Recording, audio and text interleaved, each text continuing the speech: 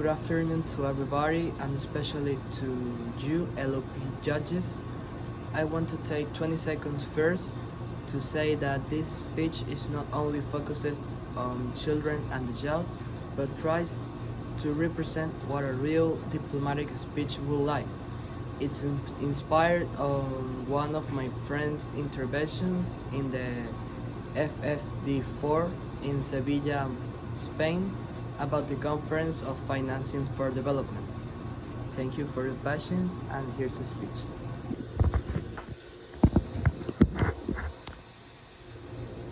Thank you, co-chairs, Excellencies, distinguished delegates. I deliver this statement as one of the global representatives of Children and Youth Constituency.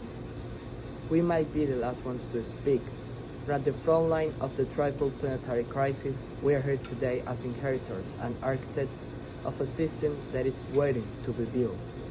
We come to share our visions and to extend our hand. We would like to come up with a different approach to the formulation of policies in this COP30.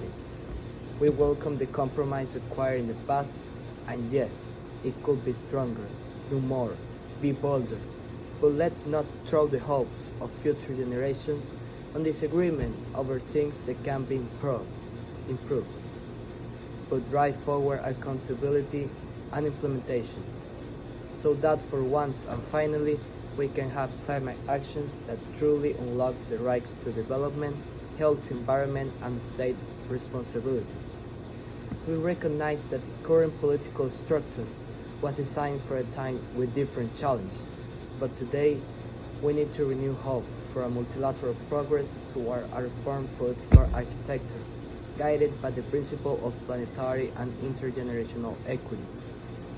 So what is the world we're inviting you to build with us?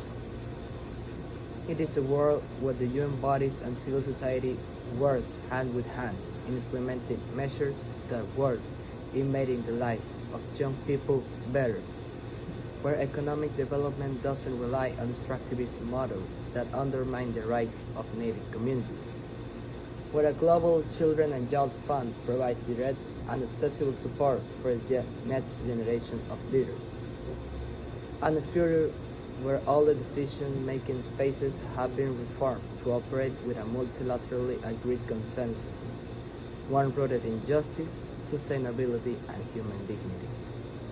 To get there, dear leaders of the world, we invite you to take these courageous steps. First, scale action at all levels to build climate governance, ensuring the voice of the global south and young people especially are not just heard, but are equally at the board of every decision. Second, make sure that the participation of the youth isn't tokenized, that we are free to do and say what we think is best for our future, regardless of what our state governors say or what say the international agenda. And third and last, let us make a courageous step for life. Let us work to make sure a sustainable future is possible, one where together we work to redirect the trillions spent on military budgets and fossil fuel subsidies toward a just transition, a future where all the states working in creating international infrastructure that in the future enable the existence of a unified international rent, universal healthcare, and climate justice. Excellencies, the choice before us is not between the past and the present.